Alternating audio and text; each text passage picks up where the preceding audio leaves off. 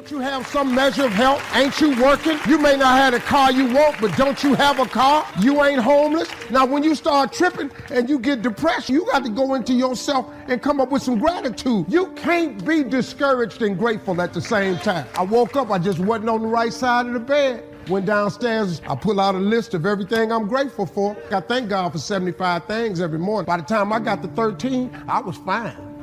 I'm alive, I'm breathing, I'm healthy. I'm finna go do a job. They finna pay me. My grandkids is healthy, my children is healthy. That's how you do it. That's how you come back. It works. Anybody can praise God when life is turning out the way you expected it, but it takes great faith to praise God in the middle of uncertainty, when things aren't coming together the way you strategize for them to be. Sometimes God will give you an anointing that's older than you. He'll pour you out something and then release unto you, and you will walk in a glory that exceeds your years. He'll give you a glory that goes beyond your experience. Young men and young women with old men's anointing on their lives. Imagine the worst case scenario. Visualize yourself being more than able and capable of handling it. And I used to have a tremendous inferiority complex about speaking before people because I'm not college trained. I used to feel that college people were the most intelligent people on the planet. And so I had to visualize myself speaking before various audiences that had more going for them than I did, and appreciate my own value, and that I was a worthwhile person, even though I didn't have the money, I didn't have the education that they had. Seeing yourself being worthy, being capable to make you a worthwhile person, and that you're more than able, you've got to see it in your mind's eye and know that you've got what it takes. I must see in my mind's eye, see myself handling my fears. I'm more than able. Someone says, aren't you worried about your child? He's not getting better. Just answer, no, I'm not worrying. I'm abiding. I'm trusting. I'm believing. I know that God's in control. Well, you lost that big contract. Aren't you upset? No, I know I'm connected to the vine, to a supply line that will never run dry. Not going to live stressed. I'm abiding. I'm at peace. I know another opportunity is coming. What about the medical report? Doesn't look good. Yes, but I'm not moved by what I see. I'm moved by what I know. God is restoring health back unto me. I'm depending on Him. I'm relying on Him. I'm going to relax, knowing that nothing can snatch me out of His hand. Are you striving or are you abiding? There are plenty of opportunities to strive. We can all live worried, stressed, trying to fix everything in our own strength. That's overwhelming. Come back to a place of peace. The scripture says your Father knows what you need. He knows what you're facing. He knows the dreams He's placed in your heart. He sees the struggles, the unfair situations, the times you were put at a disadvantage. You don't have to do life on your own, trying to make up for it, trying to accomplish the dream. Jesus said, come to me and I will give you rest. Stop your striving, depending on your own efforts, your own ability. That's draining. If you'll start depending on Him, you'll feel that load lift off of you, because God has you in the palm of His hand. He hasn't let go of you. You may not be connected to Him, but He's not disconnected from you. If you're going to feel His strength, see His favor, you have to stay connected to the vine. You can only do so much in your own effort. But when you get up each day and say, God, I'm not going to worry today. I'm not going to live frustrated by what I can't change. God, I'm depending on You. I can't do this on my own, but I know connected to You, I can do all things. Connected to You, I can accomplish my dream. Connected to You, I will see this problem turn around. It's significant that Jesus used fruit in this illustration. We have some lemon trees in our backyard. I see the lemons out there hanging on the vine. They're just abiding. They're not struggling. They're not frustrated, thinking, why am I not growing faster? How am I going to change from green to yellow? I'm the wrong color. What if I don't ripen? I've never walked by and heard a lemon complaining. I've never seen a worried lemon. They just hang there drawing strength from the vine. They're not stressed because they know as long as they're connected to the source, to the vine, they're going to get everything that they need. And sometimes we wonder, how can I accomplish my dream? What if I don't meet the right person? person? What if I don't get this scholarship? No, as long as you're connected to the vine, you don't have to worry. It's not your job to figure everything out. There are things that you can't see because you're the fruit. You're not the vine. The vine is where the lemon is getting nutrients. That's what's causing it to develop pulp, grow seeds on the inside, turn from a flower blossom to form a thick outer skin. Quit worrying about how everything is going to work out. God has already planned out all of your days. There's not a problem you have or will ever have that He doesn't have a solution. He's the one that's going to cause you to bloom. Like that lemon, He's developing in you what you need to blossom, to grow, to fulfill your purpose. You shouldn't live with that unrest on the inside, thinking that you're limited. Because you're connected to the vine, you can stay in peace. God is bringing the nutrients you need, the right people, the right breaks, the healing, the favor. At the appointed time, you'll ripen. You're going to go from green to yellow, so to speak. You're going to see doors open. The medical report turn around. The dream will come to pass. Now do your part. Quit striving and start abiding. Live from a place of peace, a place of rest. When you're tempted to worry, try to force things to happen, just say, no thanks, I'm connected to the vine. God, I'm depending on you, so I'm going to relax. I'm going to enjoy this day, knowing that you promised I will bear much fruit. Most of the good breaks I've seen in my life, they've come when I was simply abiding, just being my best, honoring God. I walked into a jewelry store and met Victoria. I wasn't trying to force it. God, when am I going to meet someone? Frustrated. I was simply abiding, and the blessing came to me. When we needed a larger auditorium, we tried to buy property.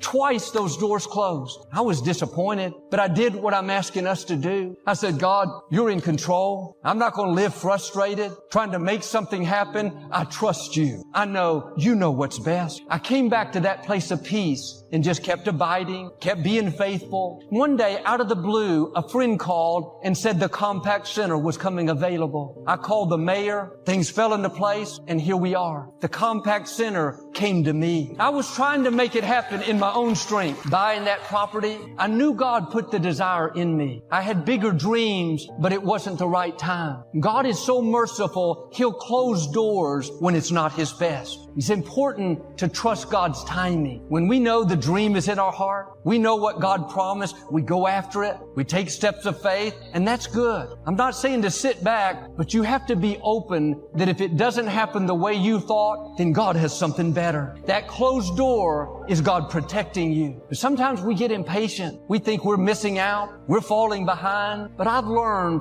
what belongs to you is not going to go to anyone else. What has your name on it will come to you. Instead of trying to force things, relax. Stay in peace. God's ordering your steps. He's already lined up what you need to fulfill your destiny. If it hasn't happened yet, it wasn't the right time. If the door closed, something better is coming. You don't have to manipulate things, try to convince people to like you, force the doors to open. Let the blessings come to you. If you're having to connive and convince, you're frustrated, can't sleep at night, you need to let that go and trust God to do it His way. This is where Abraham and Sarah missed it. God gave them the promise that they would have a child. But instead of abiding, trusting God's timing, they were impatient. Nothing was happening. They got frustrated and decided to help God out. Sarah told Abraham to sleep with her maid. They had a son that they named Ishmael, but he wasn't the promised child. It wasn't Ishmael's fault, but that baby caused all kinds of strife and contention. It's much better to wait for the right thing than to have to deal with an Ishmael. Things we birth in our own effort. That's what causes us heartache and pain. If your promise is not happening on your timetable, trust that God knows what He's doing. He knows what's best. Instead of striving like they did, I'm going to have this baby. I'm going to make it happen. I'm going to marry this person even though I don't have peace. I'm going to buy this house even though it's not what I really want. Oh, be patient. Don't settle for second best. Just because it hasn't happened yet doesn't mean it's not going to happen. Keep abiding. Keep doing the right thing. Your time is coming. The truth is, we've all all probably birthed some Ishmael. We've all forced some things to happen. But here's how good God is. That didn't stop the promise. God doesn't say, man, you blew it. You quit abiding. Now it's not going to happen. No, 20 years after God gave Abraham the promise. This was after they had Ishmael, after they had made mistakes. Sarah got pregnant at 90 years old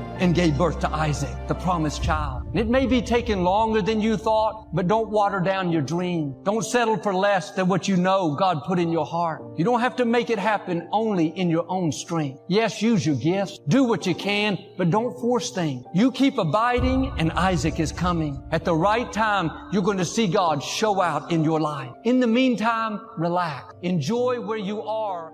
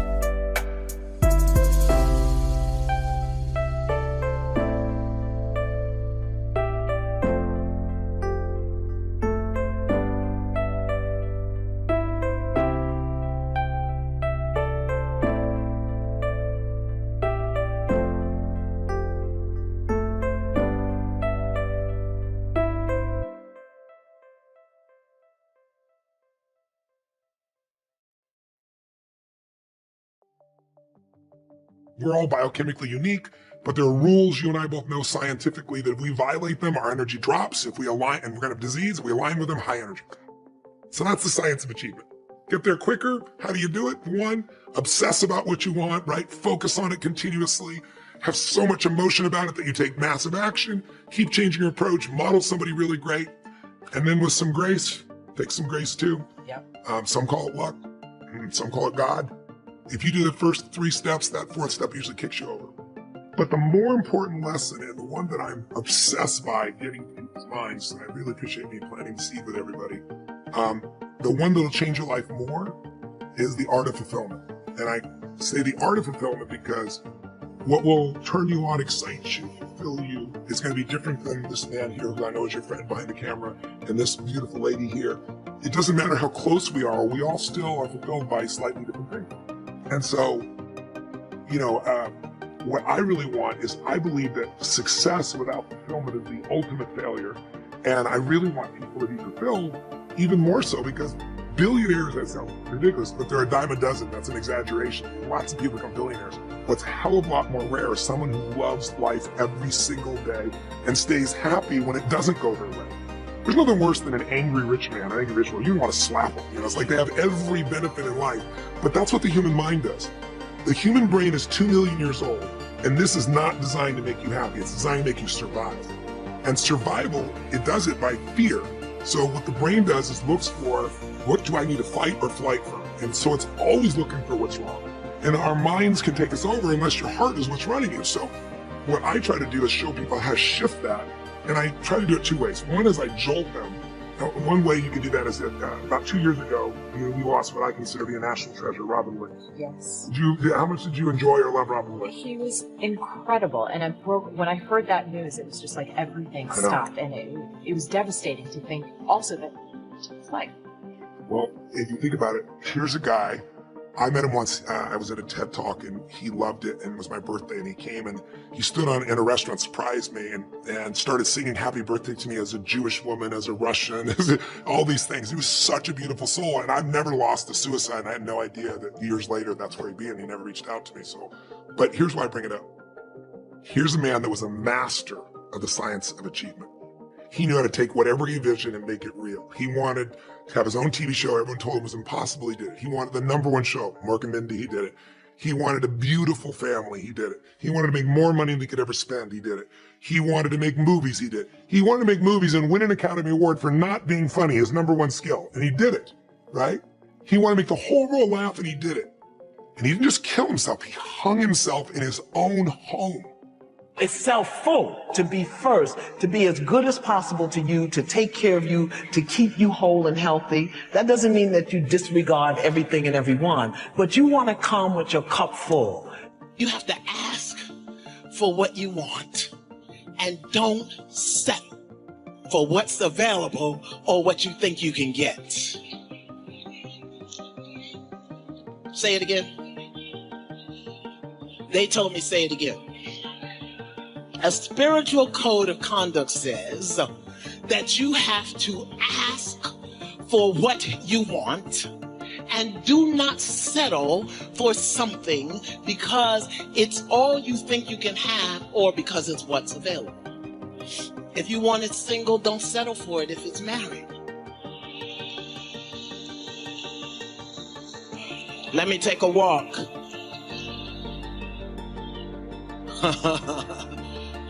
If you want it easy, don't make it hard. And if you want it hard, then you gotta work with it if it's not.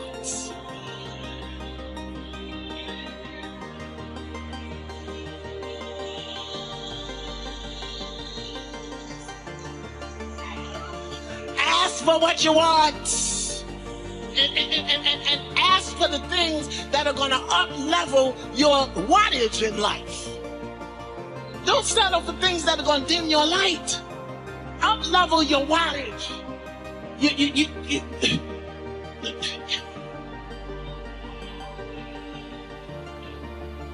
Sometimes our light be blinding us. Your light is so brilliant, it blinds you. The reflection of it shining back in your eye. And so you get confused and you be holding on to things that do not reflect your own brilliance. Did you hear what I said?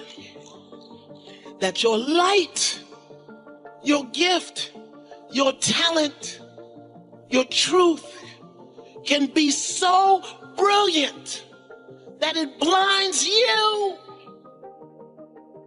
And you end up reaching out for, holding on to, taking on, taking care of, housing, feeding, clothing, lending money to stuff that only dims your light. That has happened so many times when a video you think is going to hit and it doesn't. And then there's a video you're like, that's never going to hit. And it does. And that's where I've reconciled my self-doubt, is recognizing that I don't always know what's going to work. And that's a beautiful thing. And that I've been feeling this often, that I've got to where I want in life, just not in the way I imagined it. And that's the beauty of giving up that control and feeling slightly liberated. So I'll give an example of what I mean by that. I'm always working strategically, effectively, and impactfully in the best ways I can. But sometimes the place where I put my most energy does the worst. And sometimes something that I tried on the side like blows up, and it's incredible.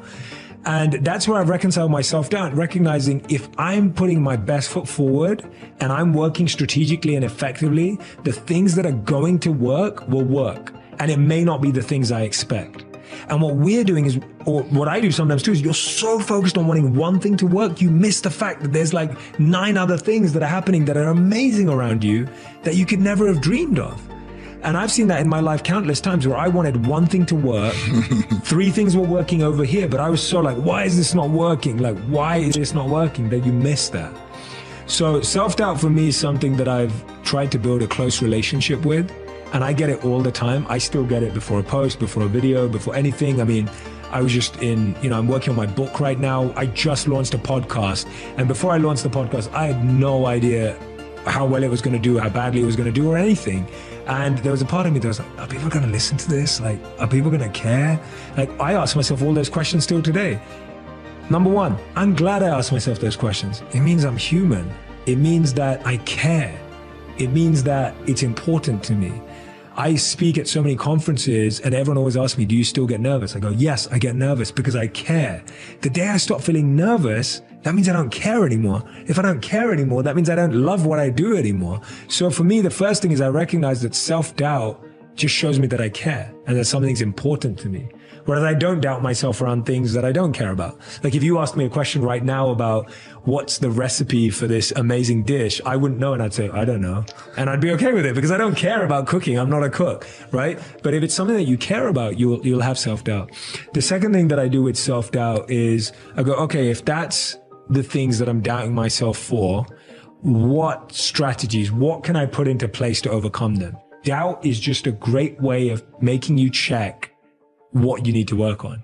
So if my doubt is, oh my God, not enough people are going to listen to this. So I'm like, okay, so how do we make it more listenable? How do we make the content better? How do we make the conversation better? If my doubt is, I don't feel like people are going to like this topic. Okay, what themes am I good at talking about? What is, it's a great checking system to improve what you have. So don't look at self-doubt as negative. Turn it into a positive by actually asking yourself those questions, right? So build a relationship with self-doubt because it's never going to go away. Right. Don't avoid it. Don't avoid it. Definitely don't avoid it. It's never going to go away. So if it's never going to go away, build a happy, positive relationship with it. So my positive relationship with it is you're showing me what I need to focus on to feel less of that. And most of us feel self-doubt because we're not researching, we're not building knowledge, we're not building expertise. And I think that's the biggest thing for me is when I feel self-doubt, it's because I'll give a perfect example.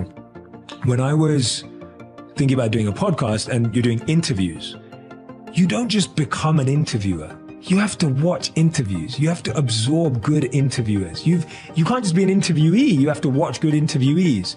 And so for me, a lot of us start something and we feel self-doubt because we've never learned that skill or we've never observed that skill. So my focus is if I want to be a good interviewer, I need to watch good interviewers. If you want to be a good stage performer, watch good stage performers. If you want to be a good monk, watch good monks, right? You don't become something good without seeing it. So self-doubt comes because you haven't upskilled. And the great thing today is you can do an online course. You can upskill from here. You can upskill from there. You can just listen to this podcast and watch you guys who've done it for such a long period of time. Seeing someone who's done something consistently, that's the best way of getting good at something. And then your self-doubt will disappear. So self-doubt can only be cut by the sword of knowledge. It can only be cut by the sword of upskilling. So that's where it starts. I kind of grew up in that space that is dangerous because it's like a slow asphyxiation, right? I grew up what I'd call like middle class, but probably the lower side of middle class too. So I think I've told you this, I think there's an advantage sometimes to growing up rich because you got connections and you see the right behaviors modeled maybe. When you're poor, a lot of my buddies that are successful now that were poor, they knew what they didn't want. They were fighting, they learned to struggle. They grew up sooner, right? They couldn't make excuses. They had to learn to be self-resilient. The middle's difficult because good's the enemy of great, right? And so it wasn't horrible. It wasn't like there wasn't food on the table. It wasn't like I didn't get a present on my birthday, right? So you kind of start to think that's what life is. No one in my family ever talked about dreaming or winning or being wealthy. Same time, we weren't really running from something either. So there was no stimulus. The stimulus when you're poor is to get out of there. The stimulus when you're rich is to replicate it. There was no stimulus from where I'm from. And so probably the rarest background when you meet somebody that's successful is the middle.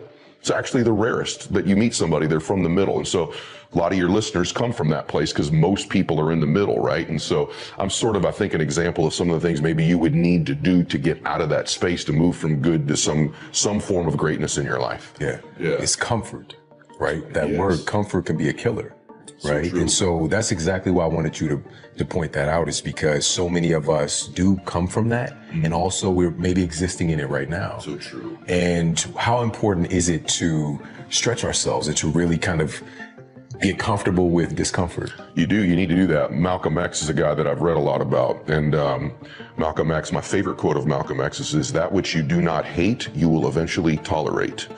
And so there has to be this point in your life where what you want is so much greater than where you are. You're in such discomfort. In other words, the gap between what you're dreaming of, what you're destined to do, what you're capable of, you're aware of it compared to where you are. That tension between the two has a pull power to it, right?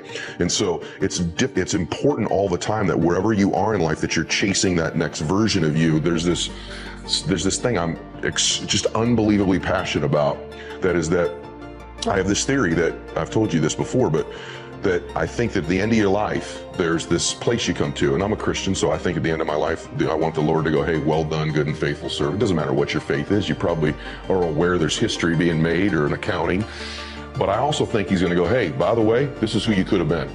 I think he introduces you to the person you were capable of becoming. I really believe that at the end of your life, you're going to get introduced to the person you could have been, you were destined to be, that he made you to be. And so I'm chasing that dude. Every day I'm chasing that dude. That's the pull power for me. Every decision I make, the things I go through in my life, whether I'm going to go to the gym, whether I'm going to make a phone call, how I'm going to eat, does it get me closer to that guy? Because I think the best end of a life is well done by the Lord, and you're identical twins with that person. The bad end of a life would be, I meet this man I could have been, and we're total strangers. I mean, we're just complete opposites. I know nothing about this guy. There's no familiarity at all. And it means that I went down these easy roads. I took the comfortable road. The comfortable road will never lead you to the person you are destined to be, ever in your life.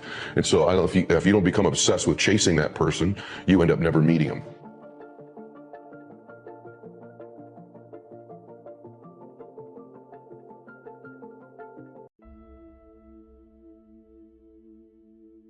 Every reaction has an equal and opposite reaction. I truly love you all. That's why I do what I do. No other reason in the world. So that's what you all should do, folks. That is a real key to surviving the mess that we're in. Be good to yourself. Be good to others. Cultivate a genuine love for life and being. Be genuinely grateful and thankful to the infinite creator every day for bringing you into being. I mean, come on, folks, look around you. It's a pretty incredible world we have here. And life is just amazing, don't you think? I mean, especially when one considers the alternative. I mean, this is a lot better than that. Be thankful for the world. Be thankful for this world. I mean, we've survived this far, haven't we? And haven't you? You've survived this far. You may not have everything you want, but really you've got everything you need in order to complete that which you came here to do. Give thanks for that.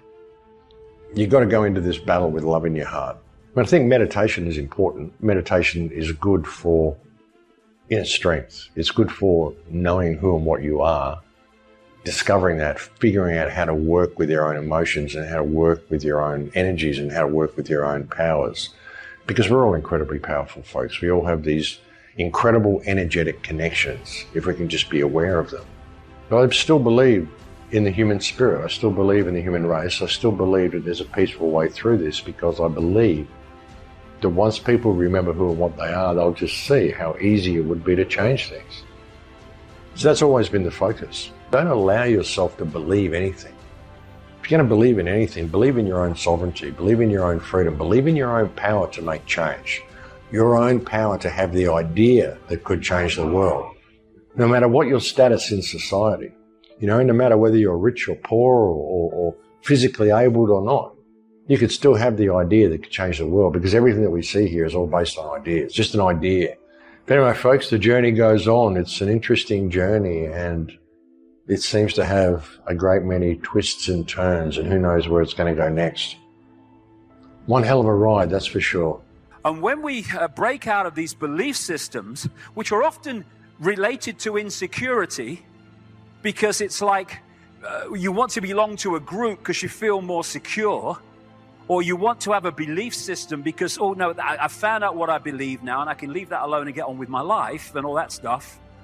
But when the people used to come around my house as a kid and used to say to me, Mother, what religion are you? She thought, we're Christian. No, we're not. No, we weren't. But it was something that, oh yeah, I'll be a Christian because then I've got to be something. Well, we haven't. We can be all that is, has been, and ever will be. We don't have to be a Christian. We don't have to be a Muslim. We don't have to be a Jew. We don't have to be a Hindu or any of the bloody prisons of the mind. We can be all that is. And it's a thing that I say sometimes. If people can tell me what they believe, if they can give a name to what they believe, they're in a prison. Because we just are. Everything just is. It's not just, I think, therefore I am, computer level, or I compute, therefore I am. It's I am, therefore I am. That's the real level of being.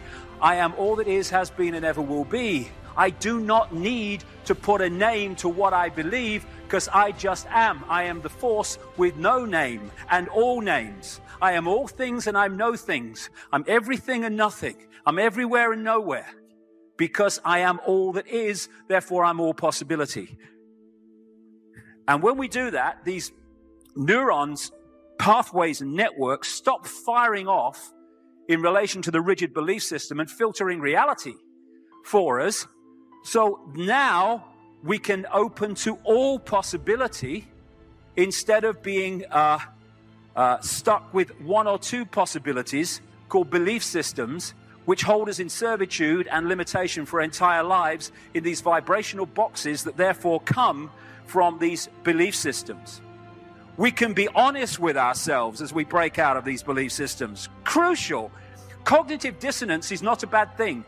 It's the way it's used that puts us in a state of enslavement because of it. If we are honest with ourselves, people that have belief systems of various kinds, who say, when I come into contact with experience or information that challenges my belief system, I'm not going to hold on till my knuckles turn white. I'm going to say, okay, I'm going to look at this, and if it makes sense, I'm going to change the way I see the world. Cognitive dissonance then is a positive thing, and we move on. You know, people get embarrassed because they believe something, and then suddenly realize that it's actually a nonsense.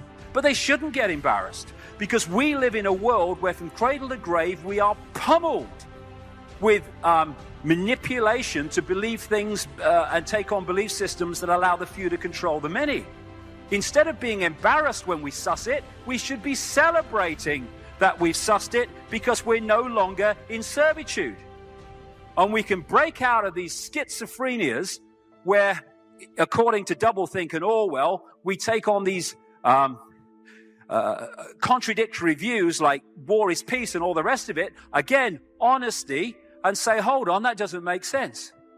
Because go back to consciousness. Does consciousness do war? No, consciousness does peace in its pure state. Therefore, anything that is being justified for war and slaughter and pain and suffering is by definition supportable. So instead of saying, well, we have a war and I'm going to explain it away because I'm fighting for peace, rubbish. War, end of story, no, unjustifiable, and therefore I'm not going to justify it under any means. Then the schizophrenias start to fall. We're not justifying the unjustifiable anymore. We're saying it's not justified, no longer has my support. And now the schizophrenia is breaking because we're no longer supporting two contradictory things. We're taking a point of view of consciousness, peace, love, caring, empathy, compassion, and anything that is contradictory to that, we're not interested in. The schizophrenia starts to break up. And all these things are breaking down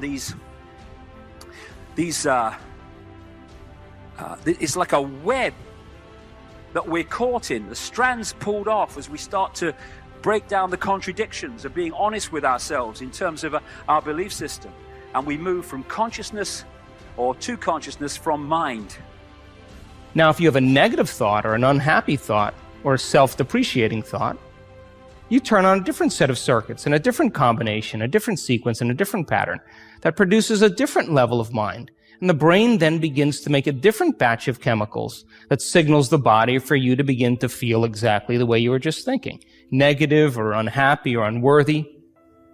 So the moment you begin to feel the way you think, because the brain is in constant communication with your body, you begin to think the way you feel, which makes more chemicals for you to feel the way you think, and then you think the way you feel, and then you feel the way you think, and then you think the way you feel. And some people do this for 20 or 30 or 40 years.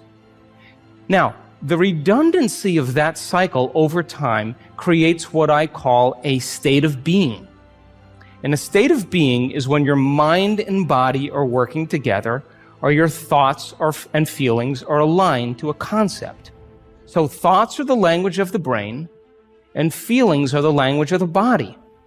And as people get caught in this cycle of thinking and feeling and feeling and thinking, over time, they condition their body to memorize that emotion as well as the conscious mind.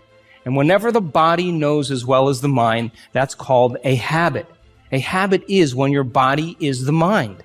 Now, 95% of who you are by the time you're 35 years old is a set of memorized behaviors, set of emotional reactions, beliefs, perceptions, attitudes that run just like a computer program. So 5% of your conscious mind begins to work against 95% of what you've memorized. So the person wants to think positively, but they're feeling negatively. They want to create their dream board, and put up their future life, but they feel unworthy. That's mind and body in opposition.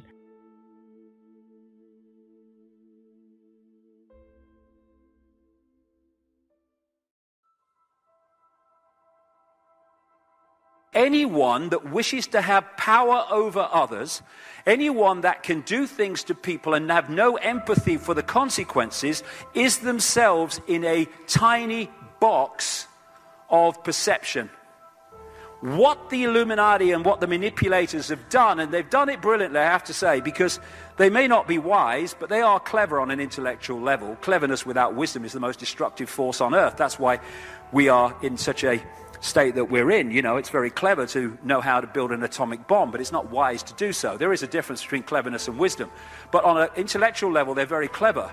And what they've done is manipulate humanity through the suppression of knowledge and these other means into a smaller box than they're in.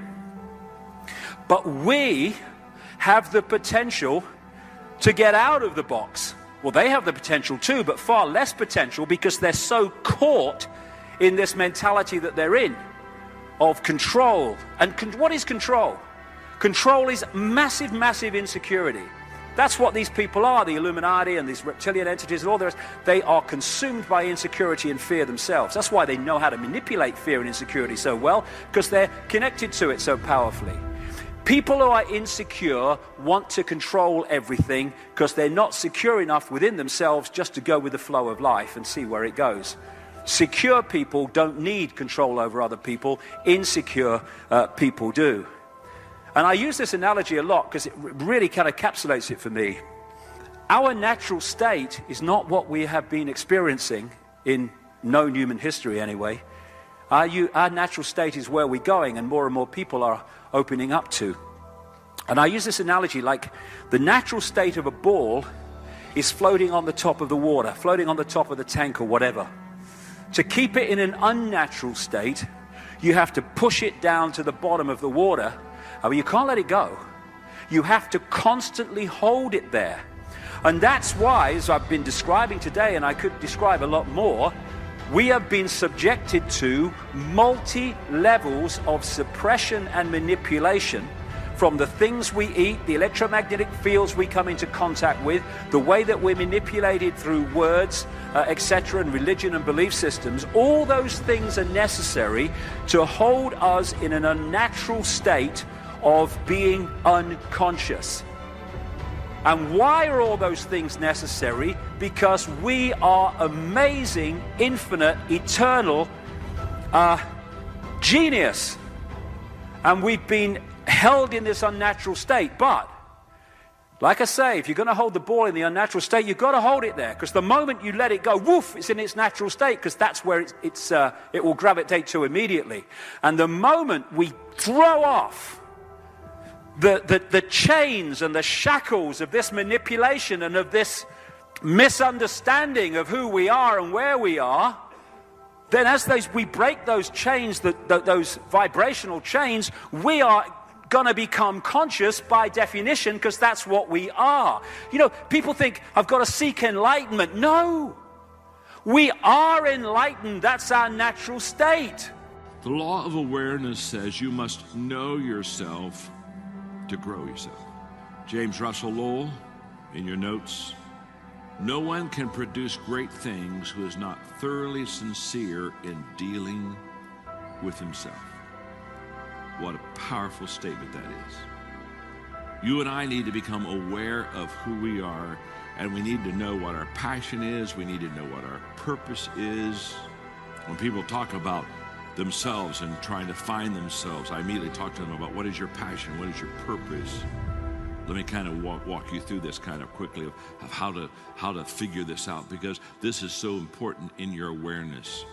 The first question I would ask you about your passion is, do you like what you're doing now? Surprisingly, the majority of the people, when I ask them that question, say no. And this amazes me. I'll be just having a conversation. Hey, do you like your job? You know what? Most people say they don't. And sometimes they'll even look at me and say, well, you know, I don't really care for my job. What would you advise me to do? And then they don't like my advice, because when somebody tells me they don't like their job, I just immediately say, well, I'd quit.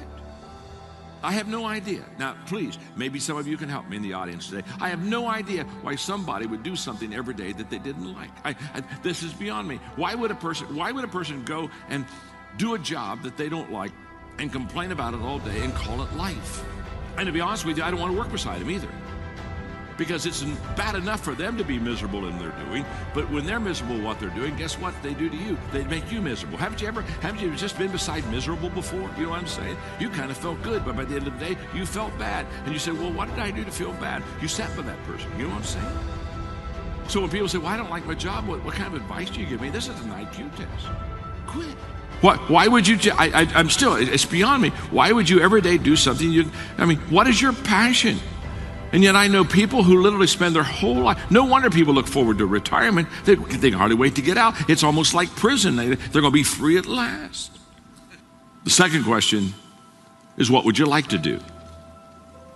Because there is a relationship between finding your passion and reaching your potential.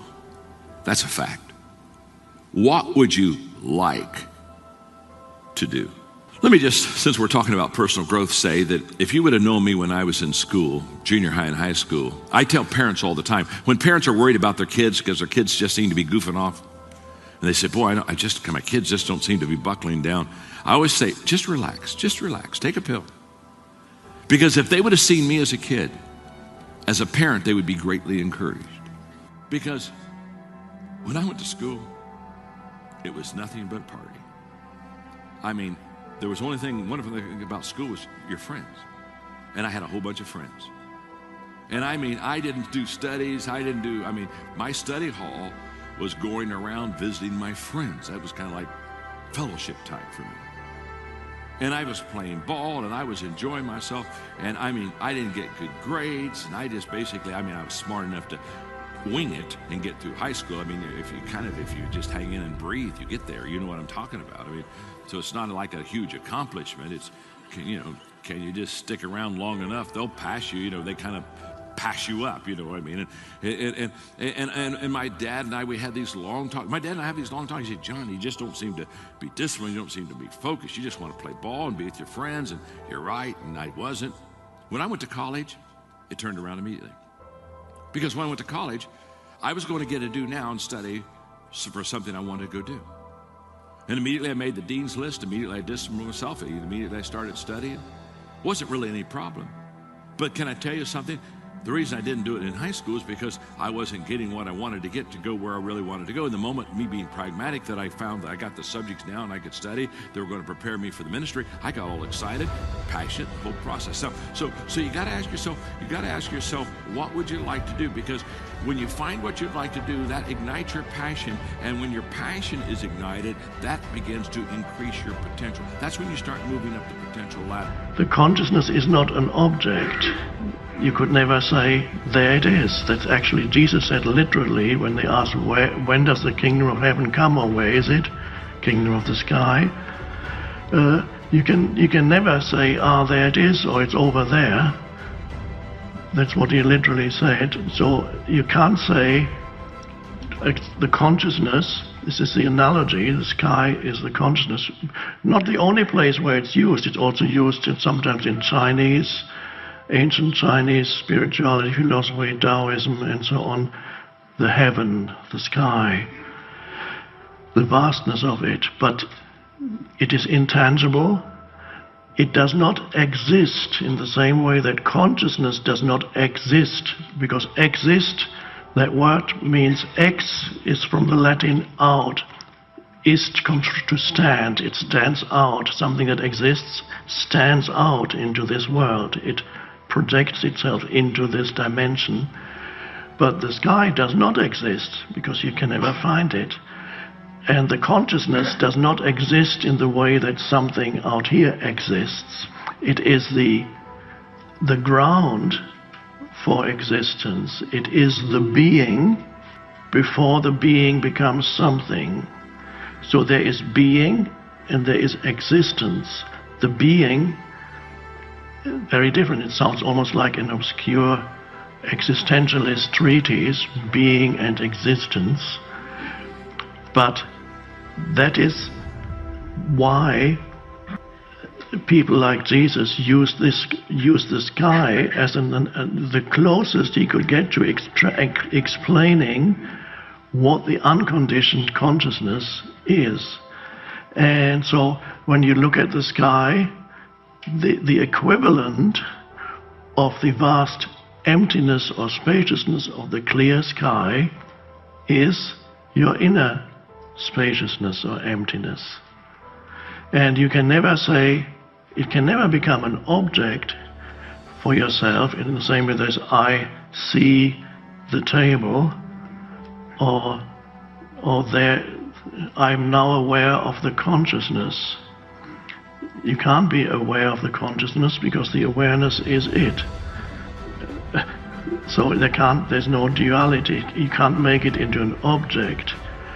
And that means when you are rooted in that dimension within yourself, that is very different from the form identity, the egoic identity. In the egoic identity, you have made yourself into an object of consciousness.